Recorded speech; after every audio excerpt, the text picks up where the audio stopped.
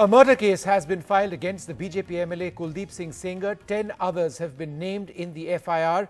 The FIR comes after the car in which the teen who had accused the MLA of rape earlier was rammed by a truck in Raebareli in UP. The girl is now reported to be in a very critical condition in the ICU. The girl's mother has said that the MLA's men are responsible for the collision and had been threatening the family for days.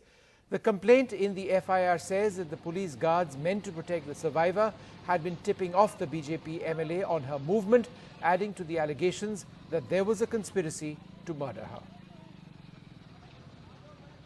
Alok Pandey joins us now for the very latest. Alok, this detail in the FIR seems to be very substantial, because we've heard that police guard saying that there was no space in the car, which is why he'd been told not to travel in it. But now the allegation is that it was this guard, perhaps others, who were actually tipping off the BJP MLA about the movements of the survivor.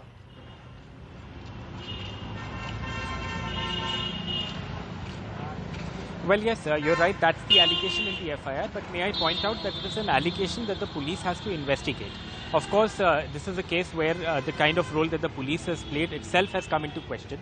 But this is an allegation made by the uncle of the rape survivor. He is himself in jail in a separate case, and he's made this allegation in the FIR that he has filed. The FIR has been filed against Kuldeep Sengar, who is accused number 1, and one of his brothers, I forget his name, but he has also been named in that FIR. There are a total of 10 people who are named in that FIR. The FIR is a murder FIR because 2 people have died, and it also is an attempt to murder FIR and a conspiracy FIR. So those are the sections that have been applied to the case. The police earlier in the day held a press conference, Vishnu, where they said that prima facie they felt that this was an accident. But if the family gave a written complaint, which the family has done now, they would convert that into an FIR and investigate the case. I think the question that needs to be asked is, given the kind of statements that the police has been making, are they going to seriously look at the role that each person seems to have played in this case, including the MLA and his men, and the police, as you point out, that is also now under a cloud of suspicion. You know, Alok, there's some news which is coming in now. As far as the Unnao rape case itself is concerned, it's now been more than a year, and the trial in the Unnao cases is yet to begin. The CBI had filed 2 charge sheets in July last year, on the 7th of July and on the 11th of July.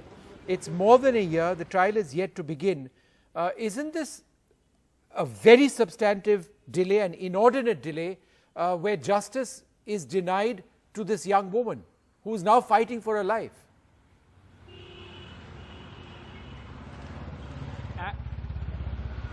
And in a case that is so high profile that a BJP MLA is involved, you have a situation where the trial has not begun. You are right in pointing out, Aravind, our colleague, has just sent the information that the CPI has filed 2 charge sheets, but the trial is yet to begin. Why that trial has not begun, we are not sure. But again, it points to the fact that when the accused person is an influential one, like Mr. Sengar, the BJP MLA, who despite what has happened has not even been suspended by the BJP, then something like this can happen. I mean, in this case, of course, there's an FIR and there are allegations that need to be probed. But even in the other one, we've seen how Mr. Sengar has behaved in the most arrogant manner, even when he was a free man. I mean, I still remember covering an event where he had landed up at the SSP's office, Vishnu, at 1 in the night, and was daring the top cop of Lucknow to arrest him. And he wasn't arrested. It was the CBI that took over the case and arrested him, but it is clear that his influence in Unnao and elsewhere continues to remain what it was. Otherwise, Sakshi Maharaj, the BJP MP from Unnao, would not have visited prison to actually meet with Sengar and to thank him for the work Sengar's men had done during the election. So that is the kind of influence that Mr. Sengar peddles within the BJP, and that's why perhaps you have a situation where the BJP is not acting against him. You have a situation where the CBI is refusing to explain why there is such a delay in the starting of the trial, and there are many more factors that are at play. No, but Alok, the other point over here, earlier in the day we were reporting, based on what the police had told us, that the condition of the rape survivor, of the young woman, is she was out of danger. But now we are also told that she is in fact very critical. So what's the truth?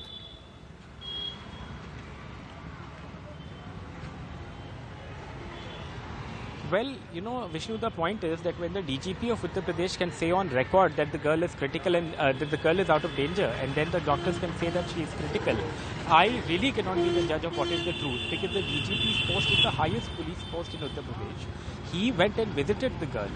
He was on record in the morning saying that the girl is out of danger. And now the doctors have issued a statement saying that many bones in her body are broken. She is on BP medicine. She has a tube inside her lungs. What do you make of this? I mean, when people say that there is some kind of collusion between the police and the MLA and his men, these are exactly the kind of things that make you feel that that is actually the truth. Of course, there's an investigation that needs to happen, but should the top cop of Uttar Pradesh not be more responsible in his statements on camera? He is a distinguished officer. He has spent years in service, and yet you have a situation where there seems to be misinformation directly from his mouth. What do you make of it, Vishnu? You tell me.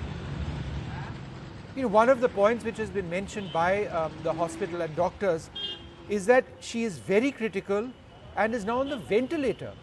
And yet you have the statement from the police saying she's out of danger. If she's on the ventilator, she's fighting for her life.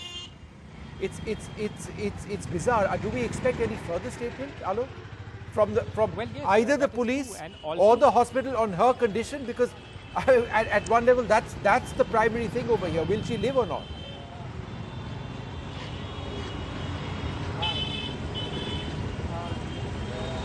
Well, it's difficult for me to say, Vishnu. The police shared the FIR that they had filed. There was a press conference held earlier by the Additional Director General where he said that all allegations made by the family would be investigated. Beyond that, we haven't heard more from the police. I'm not sure if the hospital is going to make another statement. If it does, I'll get back to you. But I think there's no taking away from the fact that the girl is critical. I would rather believe the doctors, because they are the ones who are treating her. Yep. Well, Alok, so many threads over here. Thank you so much for joining us with those details.